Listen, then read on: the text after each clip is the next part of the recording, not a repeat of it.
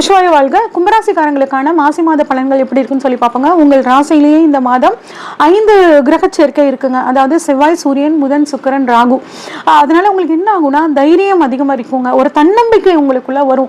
இதனால் வரைக்கும் வந்து பார்த்தீங்கன்னா இந்த காரியத்தை நம்மளால செய்ய முடியுமா முடியாதா அப்படின்ற இந்த தயக்கத்தெல்லாம் தூக்கி போட்டுட்டு நீங்கள் அந்த காரியத்தில் வந்து பார்த்தீங்கன்னா சூப்பராக இறங்கி நின்று ஜெயிக்கக்கூடிய மாதமாக இந்த மாதம் உங்களுக்கு இருக்குங்க. அதே மாதிரி வீண் விவாதங்களை மட்டும் நீங்கள் கொஞ்சம் தவிர்க்கிறது உங்களுக்கு ஒரு நல்ல முன்னேற்றத்தை இந்த மாதம் கொடுக்குங்க.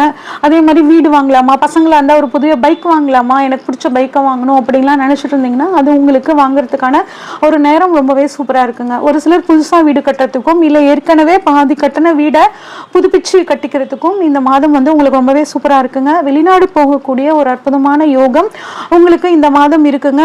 தொழிலுக்காக வெளிநாட்டு பயணம் போகக்கூடிய அமைப்பும் சூப்பராக இருக்குங்க.